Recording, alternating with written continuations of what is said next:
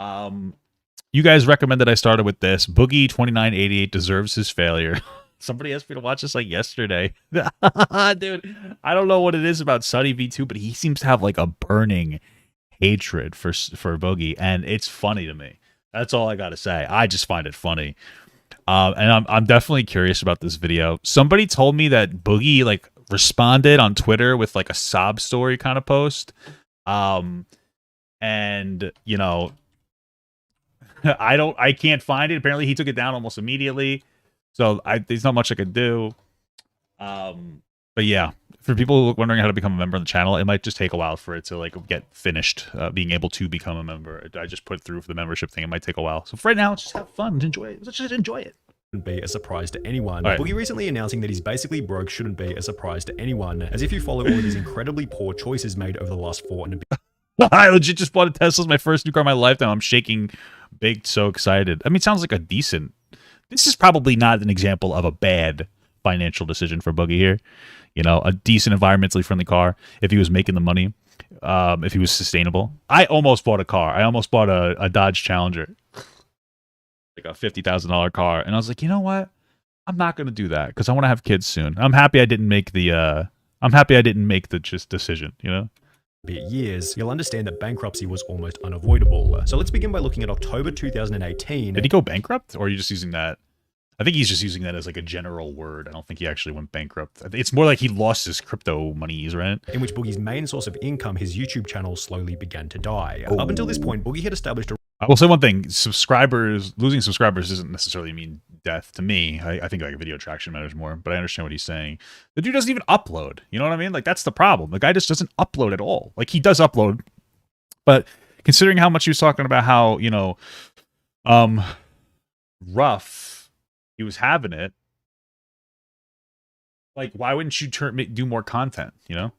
A reputation as an overweight yet friendly nerdy gamer who people considered charming since he was totally fine with each of his flaws. When he wasn't playing his fat Francis character, Boogie was telling wholesome stories about his personal life, with one of the more notable ones being a video titled What It's Like to Be Broke. In this video, Boogie explained that he had grown up in a fairly poor environment. So they had decent income. It's just they didn't like to spend it on us kids, at least on me. And that as a result of that, he was now much wiser with his income. Now, you know what I do with my money? Every single dime, every single penny goes into the bank because I don't ever want to live that way again. Which felt both inspiring and relatable, especially since Boogie highlighted that he now only spent money on things that would improve his videos. I used every dime to buy better computer equipment, to get better. And after just a year and a half, I was able to go off because I started earning my YouTube income. This desire to improve the content unsurprisingly resulted in better uploads, and by early 2014, Boogie passed 1 million subscribers before uploading a new video simply titled How Much Money Does Boogie2988 Make, which felt like yet another wholesome yet modest upload, which had clearly been made with the goal of helping his audience. I want to make sure you have the tools in mind How'd that help his audience? so that you fully understand how much income we already have coming in and make an educated decision of whether or not you ever want to participate in that kind of thing. Boogie went on to... Oh, I get what you're saying now. Oh, that sounds nice.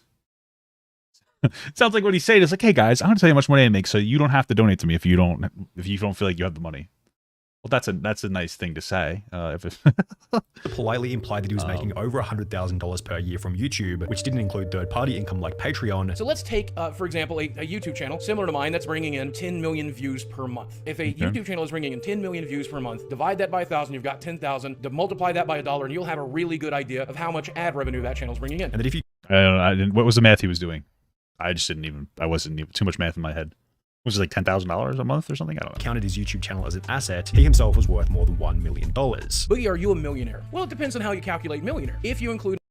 I think it is how you have a net worth of $1 million. Isn't that how you calculate a millionaire? My YouTube channel as it is, yes. After 3 more years, I'll have earned by then $1 million total in YouTube ad revenue. This was followed by Boogie reassuring his audience that all of the money was being used wisely. The majority of the money we make goes into the bank. We do not live very large by any stretch of the imagination. I do.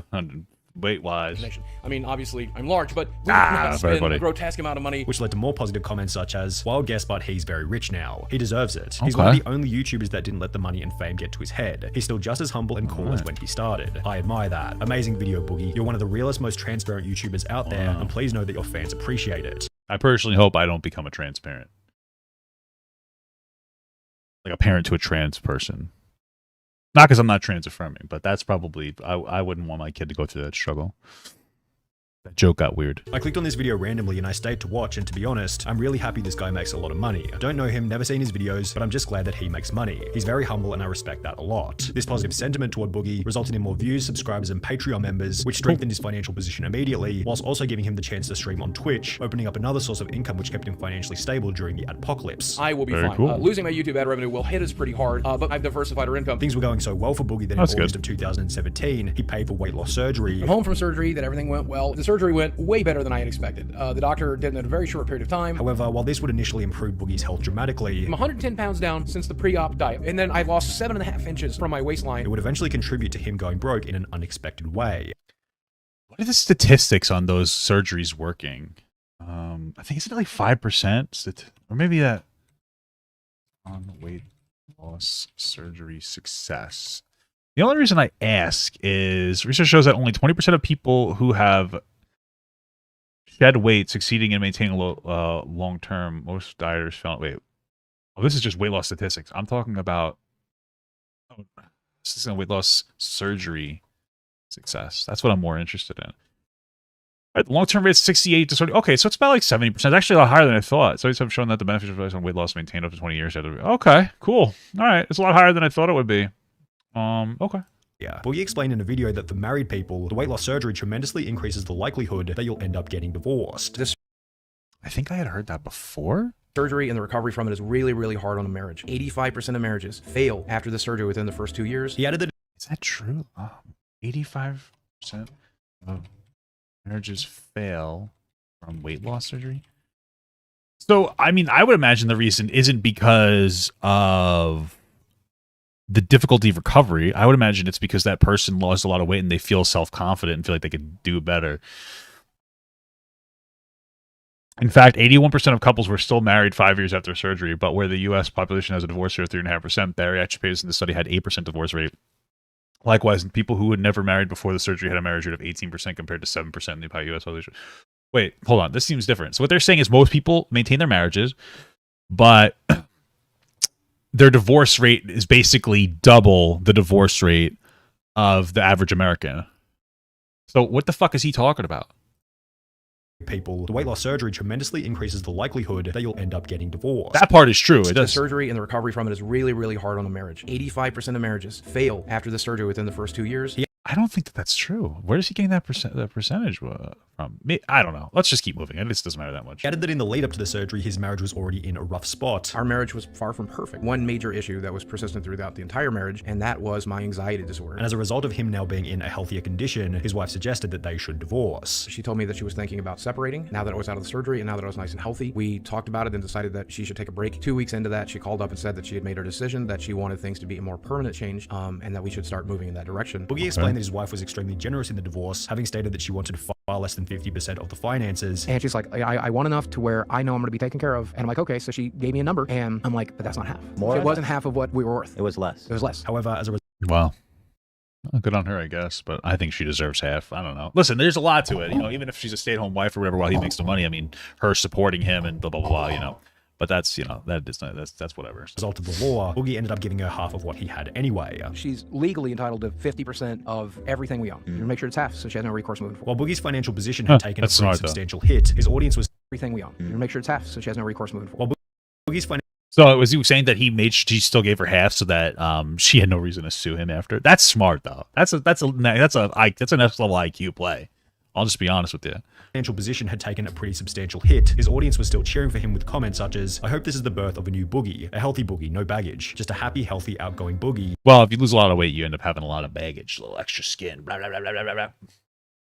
Go. However, after his marriage would officially come to an end, the opposite of this happened. My brain is kind of in a situation where it's just chaos all the time. It's just chaos. This emotional Same. stew in my brain all the time of positive feelings, negative feelings, I don't have an emotional stew though. Mine's an emotional Robert.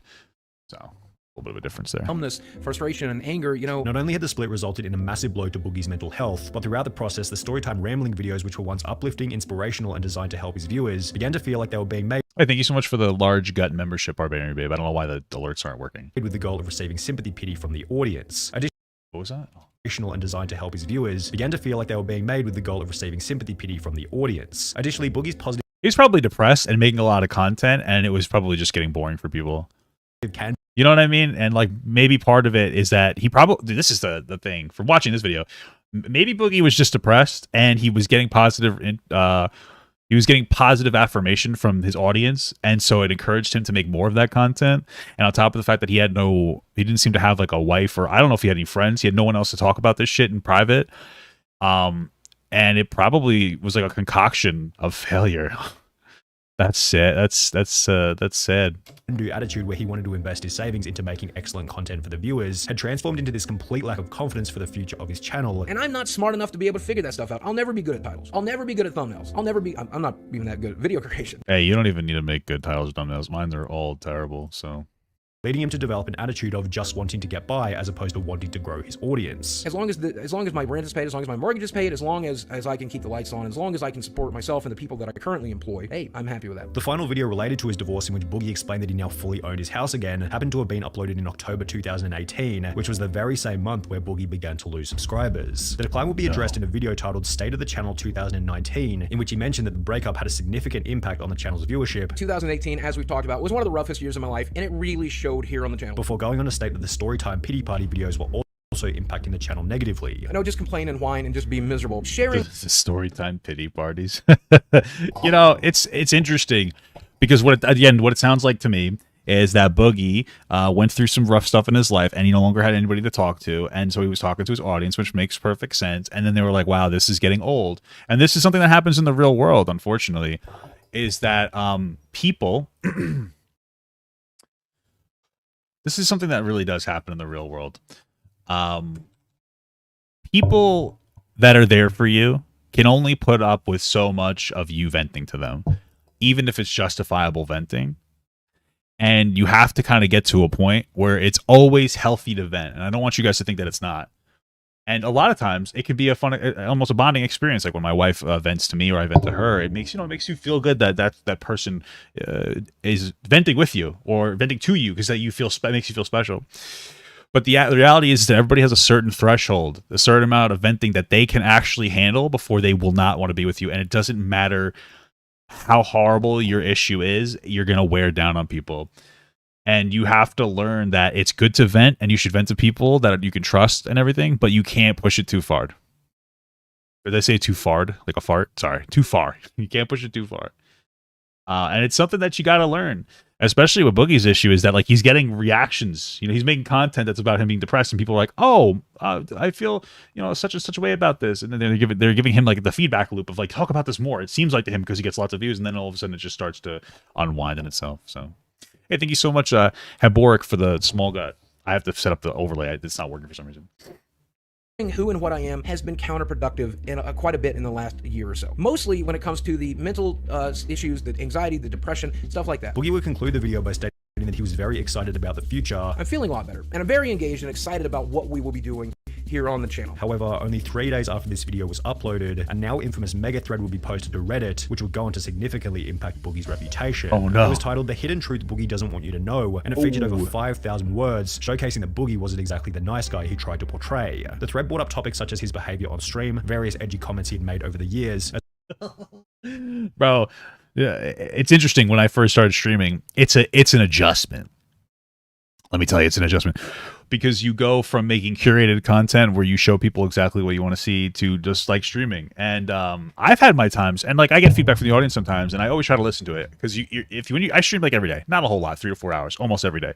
So when I'm going through what I cutely have named Goblin mode, sometimes it's just very blunt and brash and people get turned off by it and they're like, Papa God, like I don't like this. And my wife actually yells at me for calling it goblin mode because she's like, you add a cute name to something that's like not good, like you're frustrated and I understand that, but you sometimes use that as an excuse to just be kind of obnoxious. And so you kind of have to, you got to learn, and you got to get that feedback from the audience, and it's going to happen constantly, or not constantly, but every once in a while you're going to get beaten down. And because you can't put on a character every day. Let's say you stream 3 hours a day for 6 days a week. You can't put a character on, or like not even a character. You can't like pretend that you're okay. Not okay. You know what I'm saying? Pretend you're not frustrated. It happens sometimes, bro. It just happens. As well as the way he acted in his marriage, with commenters stating this document is up there with the Constitution and the Magna Carta. However, the thread was posted to a fairly... I feel like the way that he acts in his marriage Like, I don't care, even if he was like a shitty partner, unless he was like beating her, because it's very complicated. Relationships can be very complex. So, like, you know, I can understand maybe he was a shitty partner, but like, you know, I don't know. Those things are very complicated. If any of you have actually been in a relationship for longer than 5 days, you know.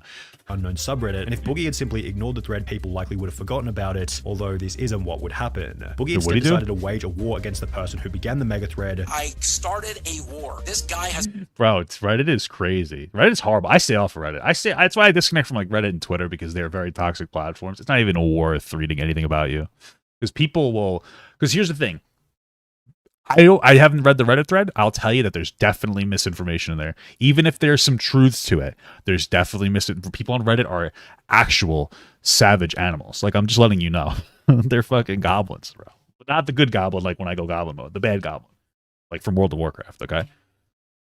It's been coming at me for 5 years. Before going on to complain about the criticism in countless different videos. Bro, this is when Boogie needed a friend to be like, dude, just stop. Give yourself a day. 5 days. Just don't respond to it right now. Chill out a little bit, take a deep breath, don't read the thread, and then maybe respond to it after, and just be like, blah, blah, blah. You know what I mean? Something really quick. This is what this guy suffers from, not having any friends. All right? That's what it is. Has been actively attacking me and going through everything I've ever said and ever done on the internet for the last 3 years. Just 2 years prior, in 2017, Boogie was handling criticism much more effectively, even stating that some of the points were valid. A lot of people have been discussing me over the past couple weeks. I've been on the front page of Reddit, and they tend to discuss me in a very negative light, which is reasonable. And obviously, Boogie's new 2019 strategy of trying to stop the criticism only led to more criticism. Bro, it sounds like the biggest difference is he doesn't have a wife anymore, and like that's fucking him up because he has nobody to vent to. 3 months after the mega thread was posted, Boogie would upload a new video titled "Taking a Break, I Give Up, You Guys Win," in which he'd state that he needed a short break as a result. Wait, how many views did he get? 500,000. Wow, good for you, Bugs. Of being anxious and nervous. With your break, I give up, you guys win, in which he'd state that he needed a short break as a result of being anxious and nervous. With your uploads and a declining reputation, his monthly subscriber count began to fall off a cliff. That part doesn't matter to me. Like losing subscribers, who I don't necessarily think that matters. If you got like fucking 4 million and you lose 1,000 a day, I mean, who really cares? It's more of just like the traction and shit. You know what I mean? That's the part where it's like, damn. Like his fucking mental spiraling out of control, you know? 5,000, 14,000, 28. You feel bad for Boogie sometimes? You know what it is? I think that the biggest problem that Boogie has is that he needs to develop a support structure, like an emotional support structure that's not his fans, and somebody that's not terminally fucking online needs to be with him in some capacity. Because I'll tell you right now, I know you guys are, oh, but you're my wife. If I didn't have my wife, I'd be so terminally fucking online that I would be a failure.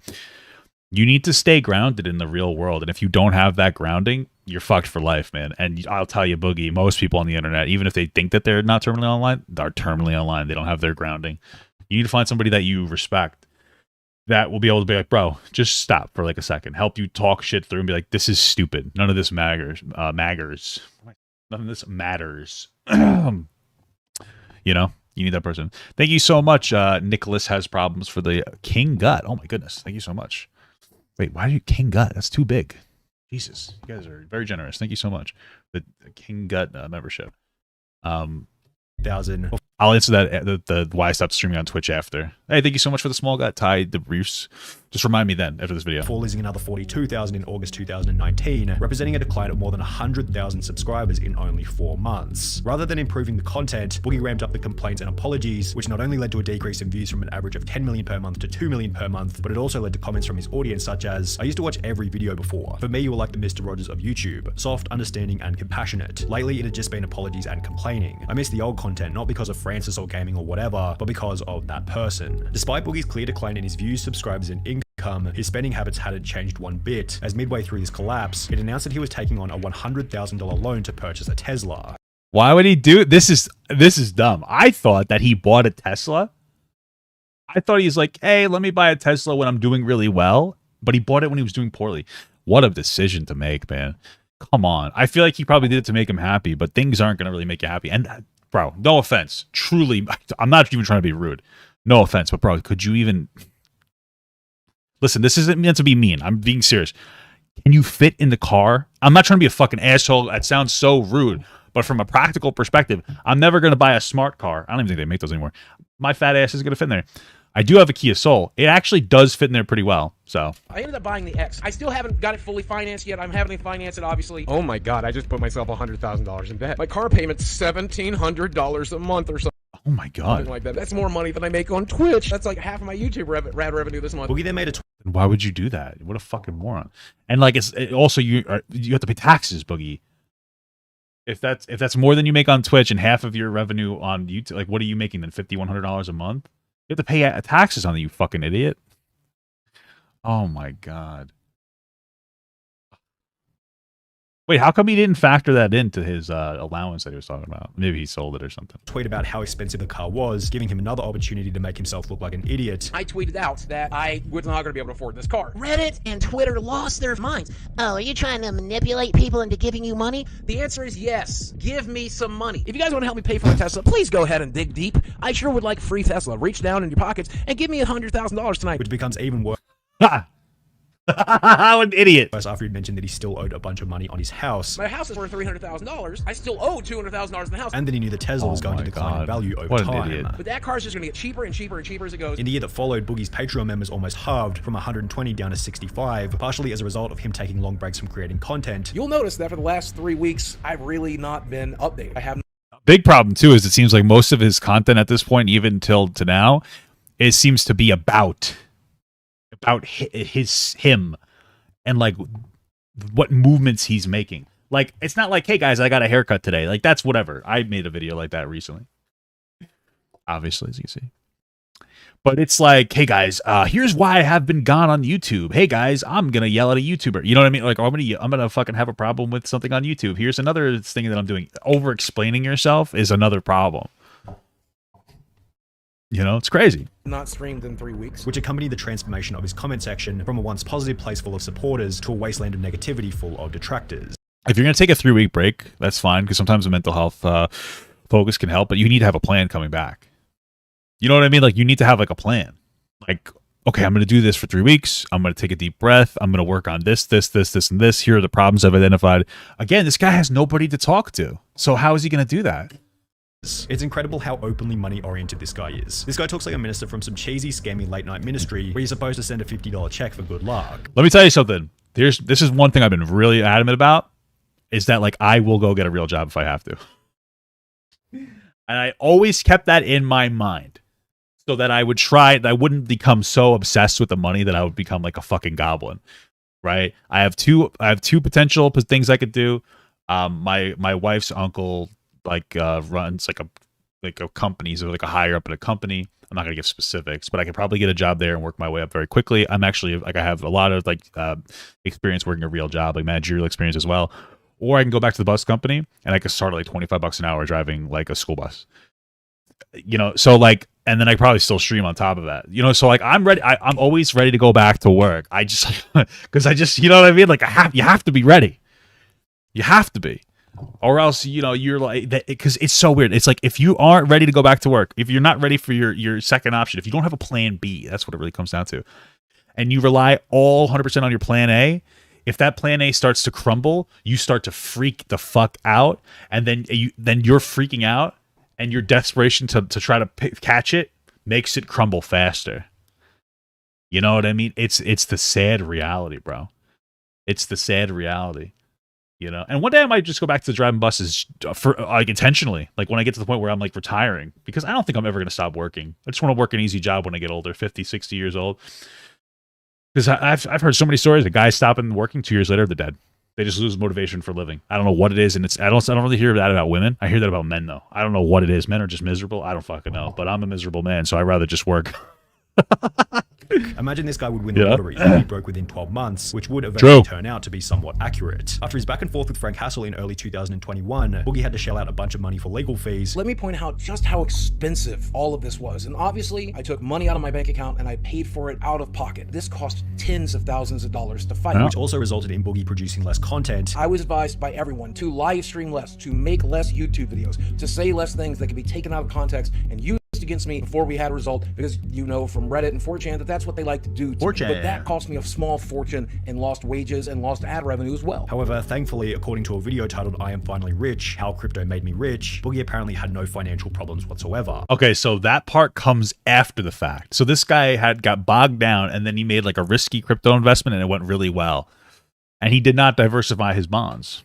So in the video, he explained that back in 2019, Boogie had taken a massive gamble by purchasing a bunch of cryptocurrency, and by early 2021, he had quadrupled his money. I basically took every dime I had in liquid funds and invested it in a huge gamble. I invested pretty much everything I had into cryptocurrency. I invested all the way back here, and yeah, that's where we currently are. Oh, so this actually is the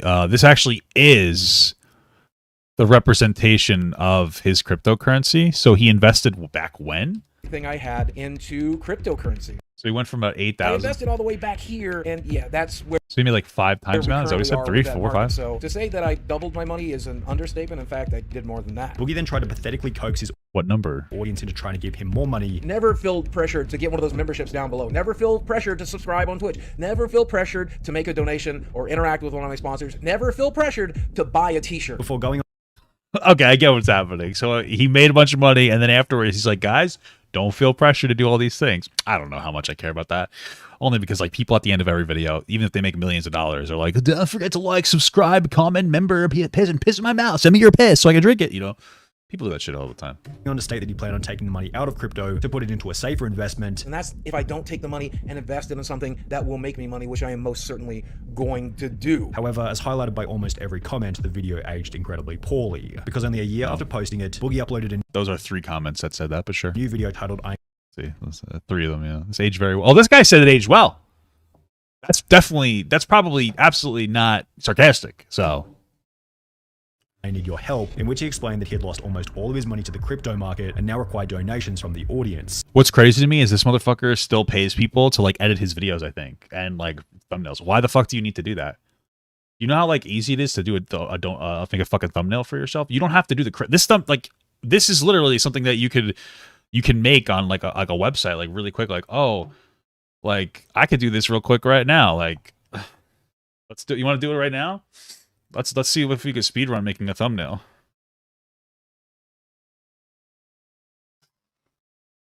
That's a good start. I just did that so I can get like a solid thumbnail for that, like a thumbnail image, you know. And it's like super easy. Like you know how easy it is to make thumbnail. Like I understand people do a really good job on thumbnails sometimes where they like get really intricate. We're gonna leave the white border in there so I don't have to be perfect about the sizing. Let's zoom it up a little bit, you know, maybe get a little more in there. That's pretty good. And then I have this that's in here.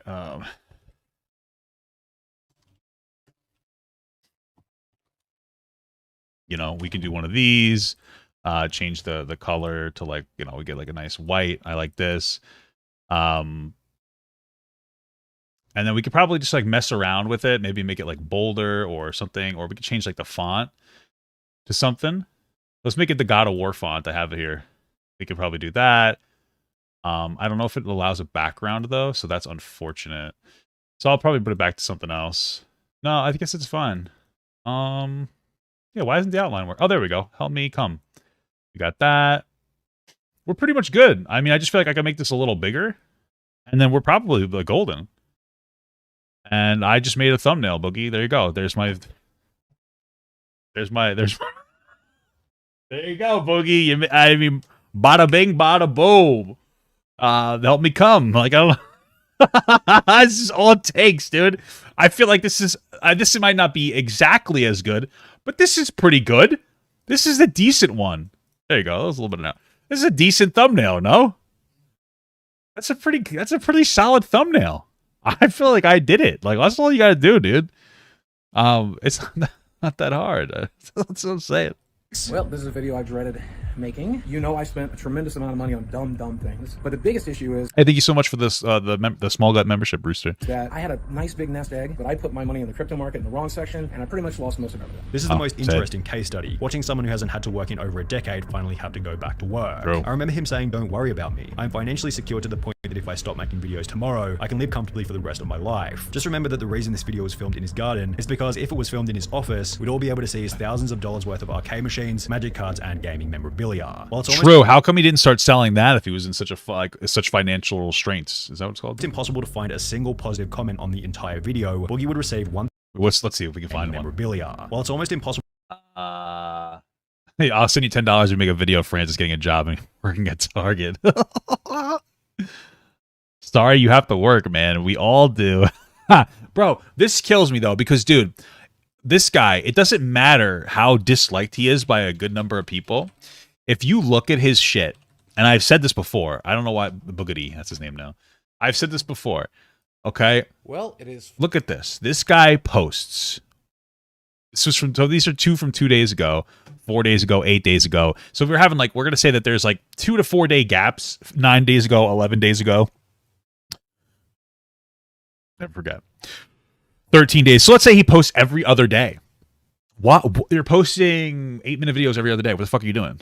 You have the ability to do more than this. You're not doing anything. Go on stream and to see. Maybe he does stream. Maybe he just doesn't upload the stream or something. Let's see. All right, so he's been streaming for 2 hours every 2 days. This one, wait, not even yesterday, and then 4 days ago. That's 3 days. Then 6 days ago. That's 2 days. 12 days ago. That's 6 days. Maybe he's streaming every 2 or 3 days. What are you doing? What are you doing? You're fucking doing. What are you doing? 2 hours? You do an hour of work every day. Okay, it's come on, bro. You could do more than that.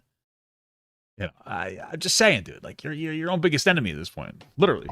Thank you so much for the medium gut, so-called pro. Impossible to find a single positive comment on the entire video. Boogie would receive $1,109 in donations. However, this small figure was certainly at the expense of his dignity and reputation. True. Boogie hasn't seen a single month of positive subscriber growth. Can't put a price on that. True. Since May of 2019, almost 4 years ago, and with no clear desire to change any of his daily habits, it's unlikely that his YouTube channel or financial situation will see any kind of recovery anytime soon. It's true. This is a solid video. All I really have to say, though, is that it's very funny how much SunnyV2 hates Boogie. It is the funniest fucking thing in the world to me. So, I'm actually doing morning video editing right now, and I'm going to put this into the video. But a fan of mine sent me Boogie's initial response to SunnyV2 on Twitter. And so we're going to watch through it. Okay, let's see what he has to say. Let's play. And he does a little...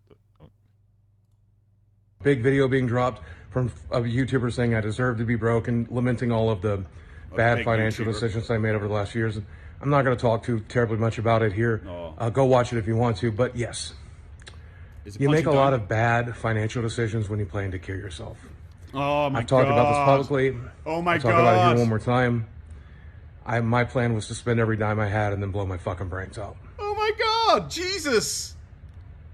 The reason I got involved with crypto was because I thought to myself, well, if I become a millionaire, maybe I'll stick it out. Oh my god, that's insane. I didn't, but I'm choosing to stick it out anyway. I don't know if he included that in the video, but I sure hope he did.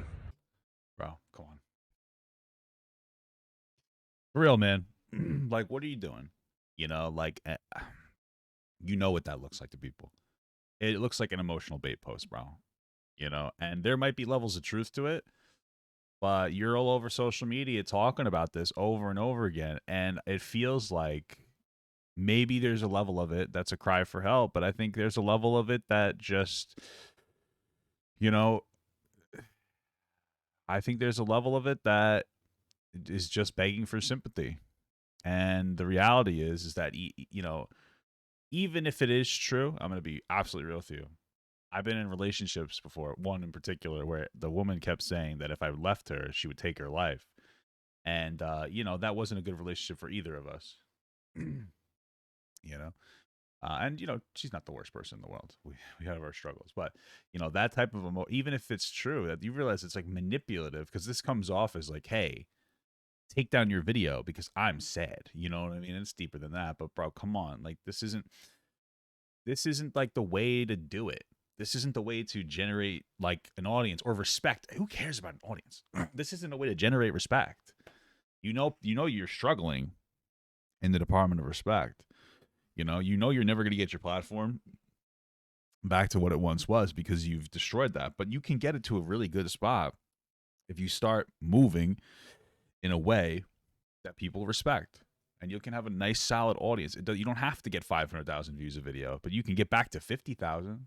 And you know that would be good, especially if you upload more frequently, Boogie. You know? So react to this video.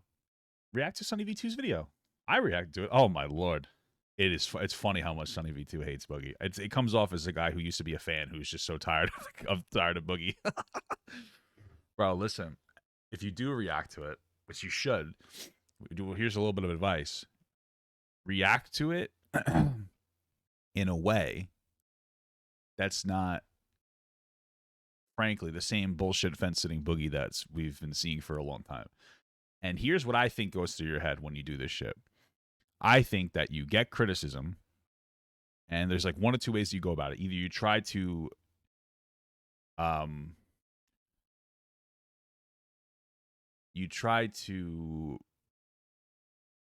guilt the person by talking about mental health issues that you have, or you go on the opposite end and you over agree with everything that they're saying so that it comes off like you're introspective and that you've like, oh yeah, you're right, this is right, and then you continue to make the mistake though, right? Here's what you gotta do, bro. This is your philosophy. First of all, I can empathize with the fact that it seems like a lot of this happened when you and your wife split up. And I don't mean to bring something up that probably frustrates you. I get it. But it seems like you lost your grounding in reality. You lost the person that wasn't terminally online, and now you have become terminally online. And you've been making a lot of rash decisions, and you've kind of destroyed your career. And we have to understand that this is a good moment to realize that, like, we are not just our own people. The people in our real lives help shape us and help guide us, even as adults. My wife does this for me, and this is why I'm very empathetic to Boogie in this sense. Because of that. But you lost that grounding, and you need to figure out how to get it back. You need to make a friend or something. Teach something to try to get that back. And what you need to do is when you watch that SunnyV2 video for content, you need to take a deep breath. You need to express the way that you feel in a healthy, intelligent, realistic way, right? And then you need to express how you understand maybe that you should feel, even if you're not quite there yet, right? It's going to be hard to separate your biases from this because the video, it was well done. I get it. And you want to know what? I actually don't get it. I don't think anybody's going to ever get it. Boogie has like 500,000 people. He's had more eyes on him than all of us. And even, you know, he's reached a level of success that is unimaginable to most people. Let's be real. And there's a certain amount of stressors that comes with like success. And I know that as well, formerly big TikToker and all that. I get it, but not to this degree, but I get it enough. So I get it, bro. But like, holy fuck, man. You need to start like, take a deep breath and knock it off with this bullshit. Because realistically speaking, as upsetting as your life currently is right now to you, I get it. You're like overweight. You seem to struggle to have friends. You're struggling. Motherfucker, you still are financially capable. It's the truth. And one of the hardest things that you're going to have to hear, this is from one fat person to another, is that, you're responsible for yourself. You are why you're fat. You are why, you're depressed.